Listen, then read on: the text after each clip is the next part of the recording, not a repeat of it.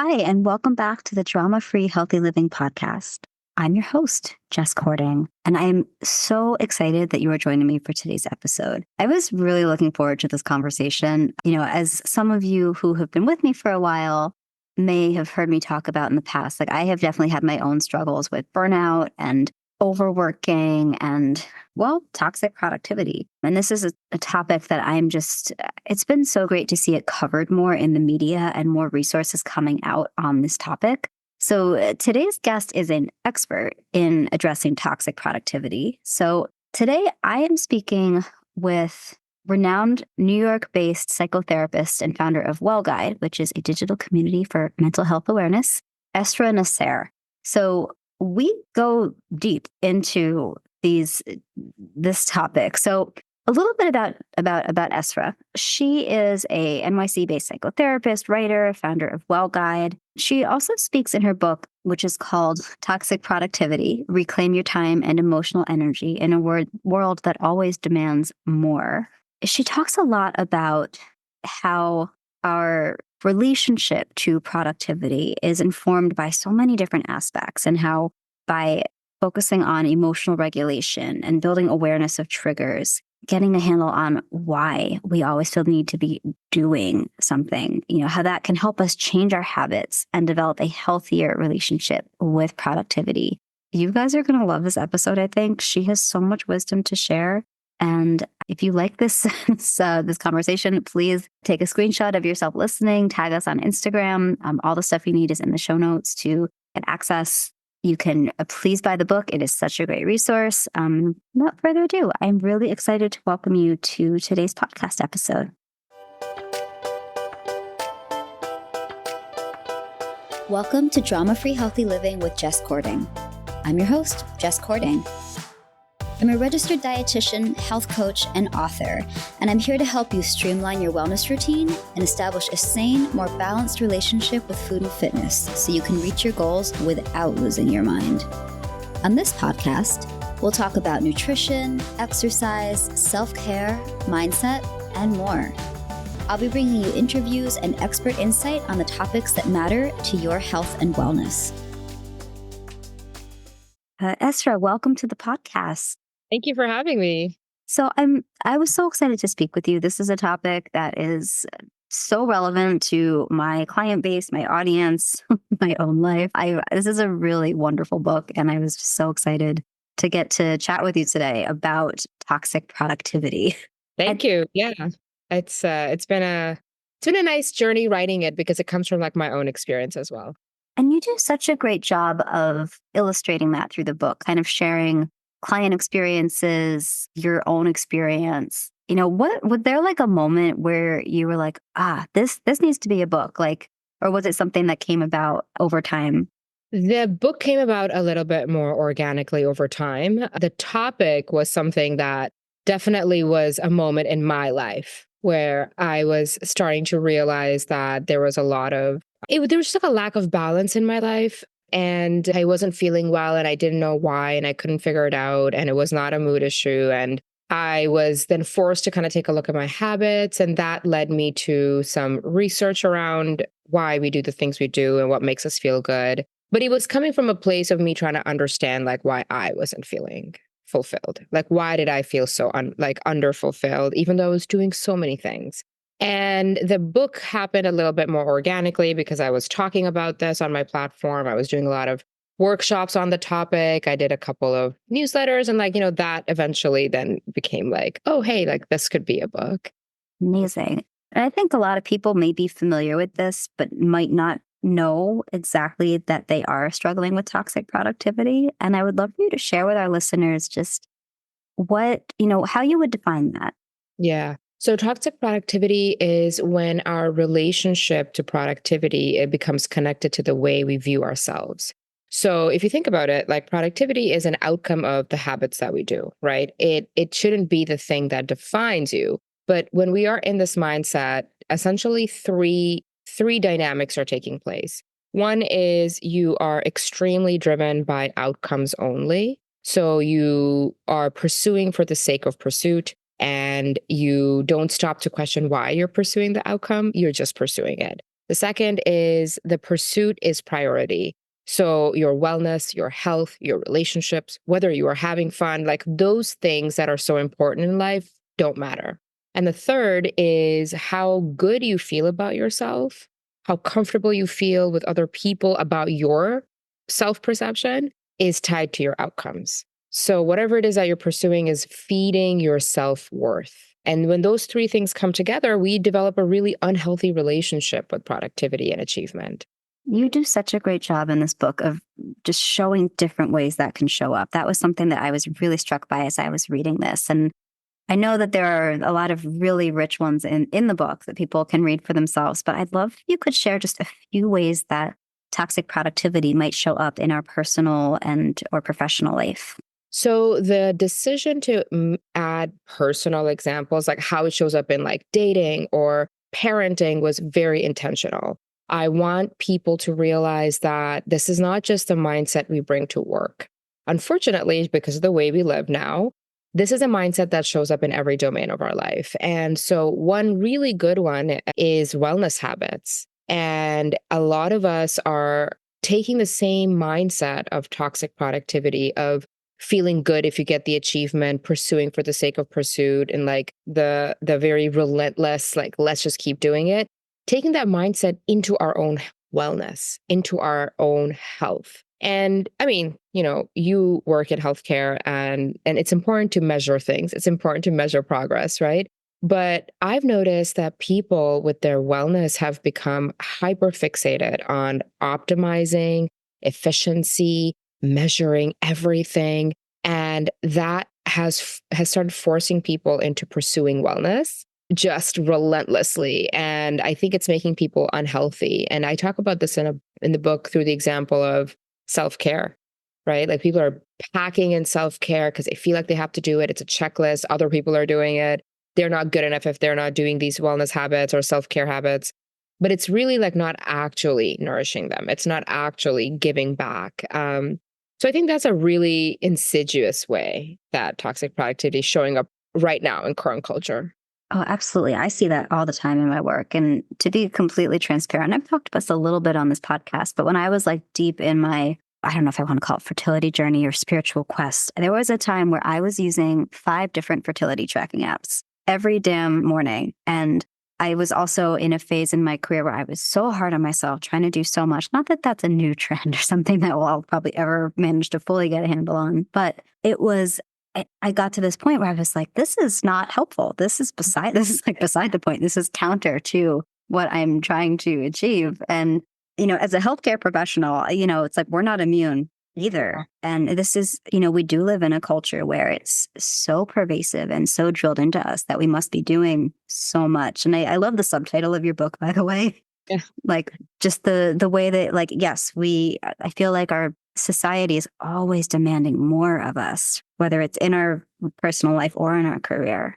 And it's not just time, right? Like, yes, time is being demanded, but I feel we're in a place where our emotional energy is now being demanded by everyone, our workplaces, our relationships. Like, like if you're tracking your fertility on 5 different apps, imagine the amount of emotional energy that is going into that, right? And I do think that anytime you can measure something and it can become comparative, it is very easy for the toxic productivity mindset to set in, because then you are measuring yourself on a yardstick, and that makes it very easy to kind of fall into this paradox. Oh my gosh, absolutely. And I something I find very interesting, like, I have friends and relatives and colleagues and clients who are of an older generation, and they are like blown away by how busy everybody is. And I'd love for you to share a little bit about just sort of what is driving people, especially women, but to be constantly busy. My mom says that to me. When my mom was my age, she had 3 kids.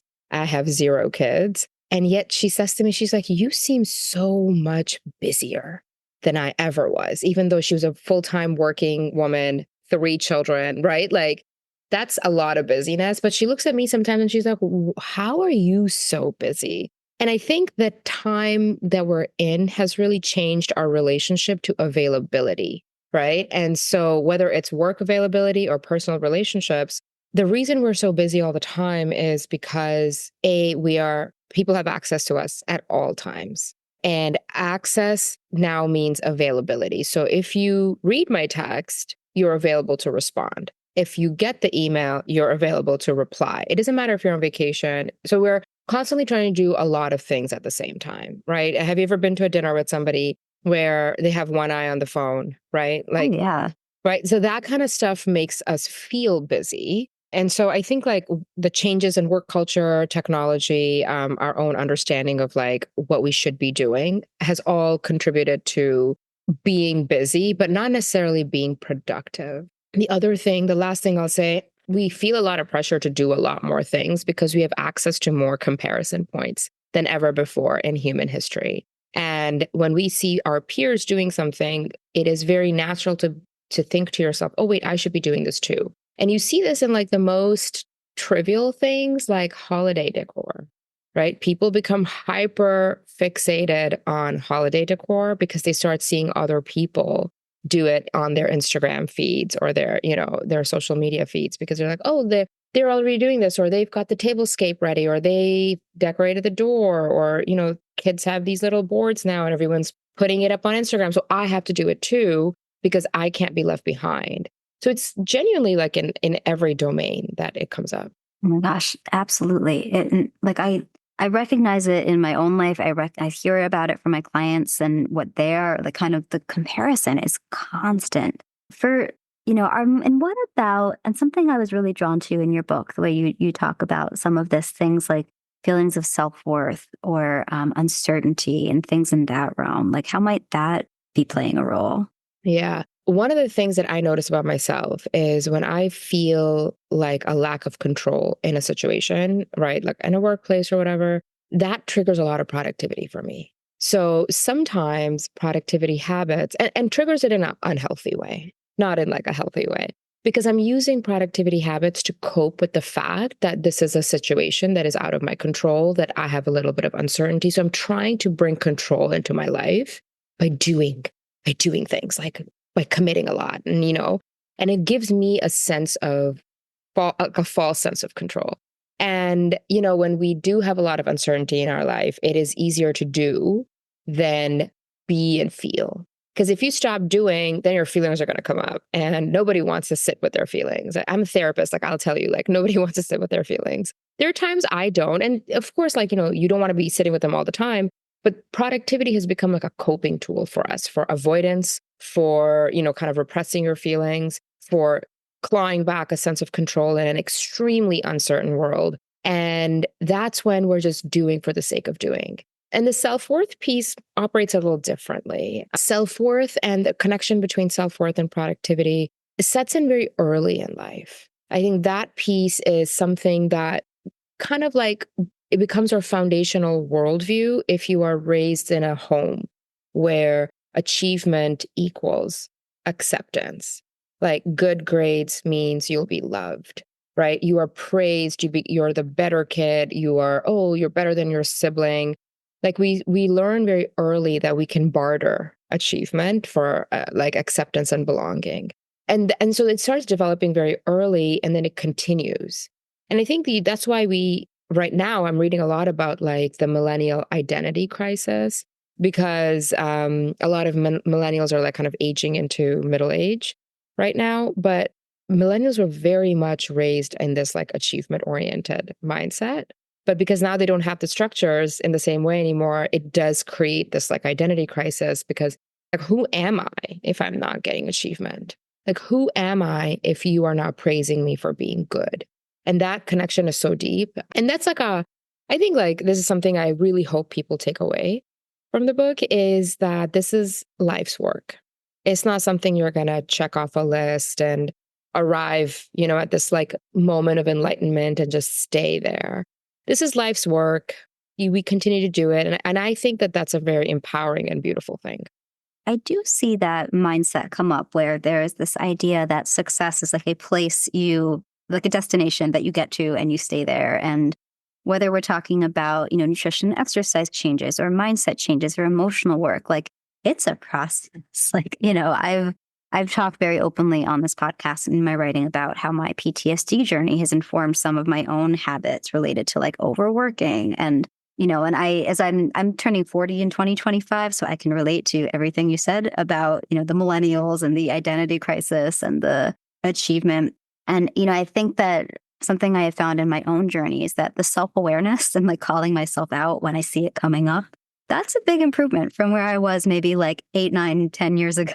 And like that, I'm still satisfied with that progress, even when it's annoying that I'm not, completely free of the hold of those flickers.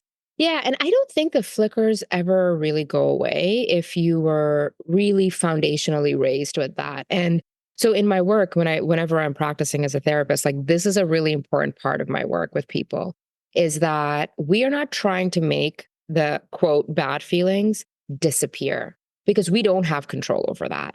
We are trying to make it so that we can tolerate the bad feelings, that we can move through it, that it doesn't overwhelm us, it doesn't destabilize us, it doesn't dysregulate us.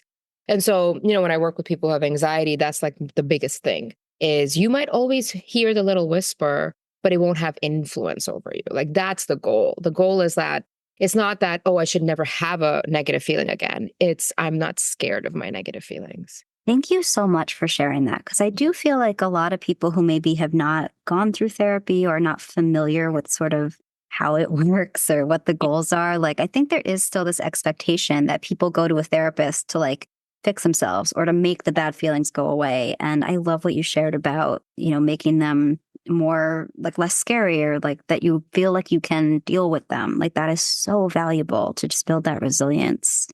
And, for somebody who maybe recognizes, like they listen to say like, oh, yep, check, check, check. Like they know they're in this pattern. They want to break out of it. What might be a first step or a few important first steps that person can take to just maybe imagine what productivity could mean, or maybe developing a healthier relationship with achievement and just sort of, getting on the road to building some healthier habits?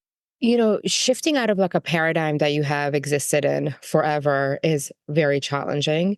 So I always like to encourage people to start with, I can't think of another phrase, so I'll just use this, like the lowest hanging fruit. Like try to get the quickest win so that you start feeling confident that, oh yeah, you know what, I can do this. I think you can't change something you don't know. So I'm a really big fan of audits, and I to share some techniques about how you can do audits in the book as well. But I'll say it here.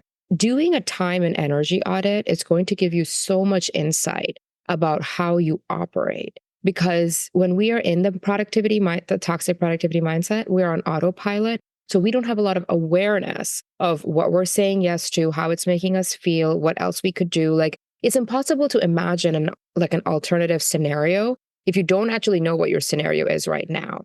So take like 2 weeks, 3 weeks, if that feels comfortable, and really just track the number of things you commit to, how that makes you feel.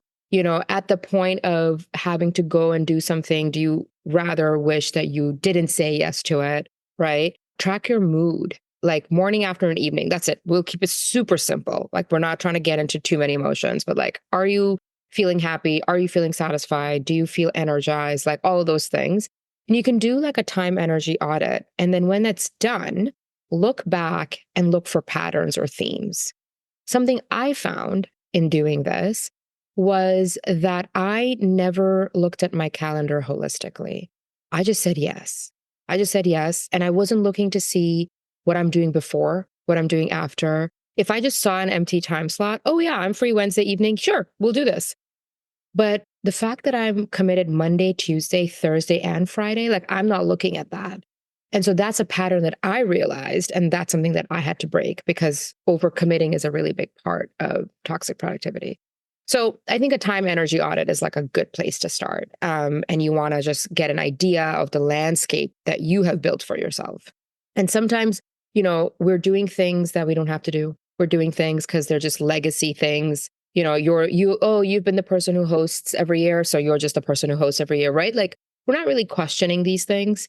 Once we can do an audit, we can actually question it. We can say, hey, do I have to do this? Like, do I need to do this? Like, can somebody else do this? Can I say no? Right? That actually comes if you do a little bit of an audit. Thank you for sharing that. That is such a good tool. I've definitely done that exercise and been horrified, but also it's been illuminating, being like, oh, that's why I feel so burned out.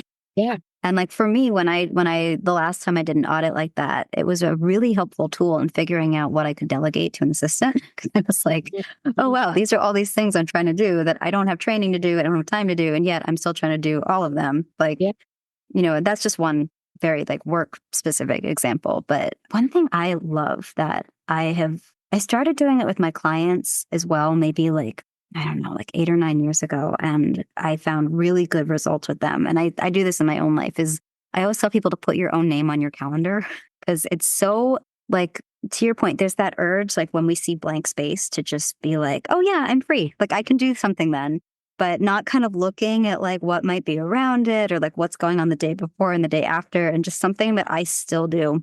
And especially if I'm going through a really busy season where I can tell there's more demands on my time and energy, I will write Jess in like blocks in the calendar just so when I'm looking at it, I don't see that time as free that I could like give away to someone else. Yeah. And it's just it's been so helpful. I love that. I'm going to start doing this because yes, it's kind of like you are busy, but you're busy with yourself. Like, Actually. like I love that. I'm going to start doing it. Yeah, I saw a meme recently. It was something like, me, I have plans this evening. And then it's like a picture of like a woman, like, hanging out with her cat, like doing face. And that, like, so often I don't, there are definitely times when I want to say like if I could just tell the truth and be like, I'd really love to do that thing, but I just need some time at home with my cats. And like, yeah. My husband just not talking to other people. Like, Yeah. we all need recharge. Yeah. Exactly. But yeah, so thank you for sharing that. I love what you shared about the emotional piece too. And just, I think something that I found really valuable about this book is that you talk about recognizing our triggers and also managing emotions instead of just focusing on managing time. Like, I love that so much. So for someone who's like, what, that sounds really cool, but what does that mean? Like, what might that look like? Like, how might somebody start doing that? That was like the root seed of this book when I started doing the research, like for my personal self. The biggest thing that came out to me was that a lot of our productivity is rooted in our emotions. And we, like I've said before in this conversation, like we are utilizing productivity habits as a way to kind of manage uncomfortable emotions, right?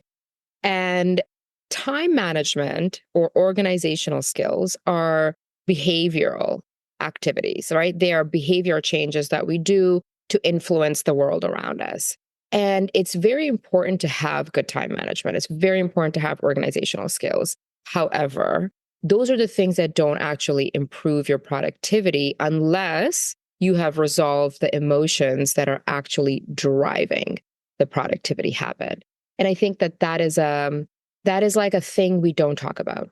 Like we don't really talk about the influence of emotions on our productivity. We talk about emotions in the relationships. We talk about emotions like in self-care, but we don't talk about emotions in productivity. But strong emotions like shame and fear drive productivity so powerfully. And unless we don't resolve them or unless we don't learn how to manage them, our behavioral skills will kind of like, they'll keep you well when you are well. But if your shame acts up and your fear acts up, the behavioral skills will fall apart, right? That's where you see people kind of being like, oh man, I set the habits and it was so good for like 5 weeks. And like, I don't know, something happened and like I fell off, right? That's something that happens is you probably had some kind of emotional trigger that then took you off this like track that you were on because our emotions are very powerful. And when we have negative emotions or difficult emotions, we will go right back to the coping skill that is the fastest, the instant gratification that's going to make you feel good or it's going to make you avoid the emotion, right? So I think that's why it's really important to have emotional awareness. And we don't teach emotional awareness anywhere. Like I certainly did not learn it in school. And I see my friends' children, like some curriculum is starting to teach it, but depends on where you live and if it's private or public. So like it's still not something that we're teaching kids en masse. But when it comes to like recognizing on like emotions, like if your emotions are playing up and stuff like that, to me, I think it's all in your body first. especially if you're somebody who doesn't have a lot of emotional literacy, or, you're just not somebody who's very connected to your emotions, which is many people. See if you can kind of access your body. Like, when do you feel like uncomfortable or fear or anxiety or anything like that? And then start to notice when it comes up. Does it always come up around your boss? Does it always come up around like a specific person in your life? Or when you're tasked to do something, do you procrastinate? Right? Is there a pattern in the things you procrastinate on? And so that will give you some insight into what emotion is being triggered. But this is hard work. Like I will say, it's hard to do on your own. So self-help books are very good for this stuff. Talking with somebody who you really trust, asking them if they've noticed anything about you is a good way. And then, therapy, not to plug therapy, but therapy is Oh, no, to do it. please plug therapy. Like, I wish more people felt comfortable and empowered to go to therapy. I wish it was more available, like at a affordable price point. Like, my mom and sister are both therapists, so maybe I'm a little biased, but it's such a valuable tool. Yeah, it is. And yeah, and I feel like, we think that our emotions, like we're like divorced from our emotions at work, but I think that we are the most emotional at work. There's so much fear, there's so much comparison, there is so much pressure for perfection and urgency and, competition and shame. Like there's just so many emotions at work, but we kind of divorce ourselves from it. And then we just do. I'm just going to do, I'm going to do, I'm going to do. So I think it's really important to build emotional awareness. You actually led me so perfectly into my next question for you, which was, I'll be completely transparent. Like when I'm writing my positive affirmations for like the week or the day, or, like something I often will be working in there is something about being instead of doing. But for somebody who is like, yeah, I'm doing too much, I need to be more. Do you have any tips for how they can start to focus more on that being rather than on doing? Yeah. I mean, one is the thing that you said is protecting time for yourself, right? So whether it's like a visual cue and put it in the calendar with your name on it, or have like a standing ritual that you do every week, like, oh yeah, I go to sit in the park every Sunday morning for 20 minutes. Like you just look at something that you like do repeatedly. But in order to be, you have to start with being on your own, right? I think most people don't spend time on their own. And if they're spending time on their own, they're doing some kind of errand, groceries or walking or going to the gym, right? Or taking a walk and calling their friend. But I think we need to just be on our own. Even if you can carve out like 10 minutes a week. Like I understand like people are busy, you're a working parent or you're caring for an elder parent or whatever, right? You have 2 jobs. So it doesn't have to be long. But I think it's important to spend time on your own where you are not stimulated by anything else. So you're not listening to music, you're not listening to a podcast, you're not talking to anyone, you're not doing anything. It's just you are actually just present in that moment. Like you might not even be journaling. Like you can just start with taking like an unstimulated walk. Like I call it that. I don't think it's a real phrase. But I go for walks where I'm not doing anything. Like I'm not on the phone, I'm not scrolling, I'm not listening to anything outside of the city sounds, and just kind of looking at your street that you're walking in. So I think that's how we can focus more on being, is protecting time and doing it with yourself. And then you'll start to notice that you really enjoy it. You'll start to notice the benefits of it. And that will lead you into other beings, like activities such as creative pursuits, such as like mindfulness or meditation, such as like building something. I think when we are building or we are problem solving or we are learning new skills, our mind is activated in a very different way. It's processing it in a very different way. And that can help us be more present. Thank you so much for sharing that. I love that. Yeah. Now, is there something that you wish everybody knew about when it came to, having a healthy relationship with productivity or developing a healthy relationship with productivity? Yeah. Yes. I wish everybody knew about emotional regulation. I think that is a very powerful antidote to toxic productivity because, again, our productivity habits are coming from this place of like trying to like manage or avoid difficult emotions. But if we all had better emotional regulation skills and, for example, if you say yes to a lot of things, what's really happening there? You are actually either you have a fear of missing out. So that's like the anxieties telling you to say yes, or you have a discomfort in disappointing other people, you're afraid to say no, you're non-confrontational. So you just say yes, yes, yes, yes, right? But if you could regulate your emotions, if you had like that skill, you're more likely to say no. Like if you can sit in that feeling of, oh, if I say no, this person will be disappointed, that's okay. If I say no, they might be a little miffed, that's okay. If I say no, I'll miss out on a party, that's okay. If you can regulate your emotions, you're more likely to approach productivity from a healthy perspective. So that's my biggest thing. I love that so much. You have shared so much wisdom in the past, whatever, 30-ish minutes. Like, Yeah. thank you so much. I want everybody to check out your book. Now, if people want to connect with you, buy your book, learn more about your work, what's the best way for them to do so? My website, my book page. So it's my full name, israhnasir.com/toxic productivity. Even if you were to just Google it, it'll pop up. That is like the main hub for everything. So whether it's the books, whether it's the pre-order gifts or whatever it is, you will find everything there. And I'm very active on Instagram. So if you message me, you are probably going to get a response from me. Nothing therapeutic, but I'm definitely very active on Instagram. Awesome. And we'll be sure to link to all of that in the show notes to make it easy for people to find you. Hmm. So again, thank you so much for coming on the show today. I have one more question for you. And this is a question I asked all my guests just because I love there's so many different ways to interpret this question and it's constantly evolving for most of us. But today, at this moment in time, what does healthy living mean to you? Healthy living to me is balance, intention, and awareness. Like if we have these three things in different domains of our life, then I think we will be able to be healthy. So balanced eating, intentional eating, right? Like aware of your relationship to food, balanced exercise. Like, I feel like balance, intention, and awareness can really help us maintain a healthy lifestyle. Incredible. I love that so Yeah. much. Thank you for sharing. Yeah. Well, And thank you for for having me. This was a great conversation. Oh my gosh, this was wonderful. And I know our audience is going to love it. So, you guys who are listening, if you like what you hear, please take a screenshot of yourself listening, tag us on Instagram, or please consider leaving a 5-star review on Apple Podcasts. They do matter and help me continue to bring you great guests. So, as always, guys, I thank you so much for being here. I always appreciate your time and your energy. Have a wonderful day, and we'll talk soon. Thank you for listening to Drama Free Healthy Living with Jess Cording. We'll see you next time.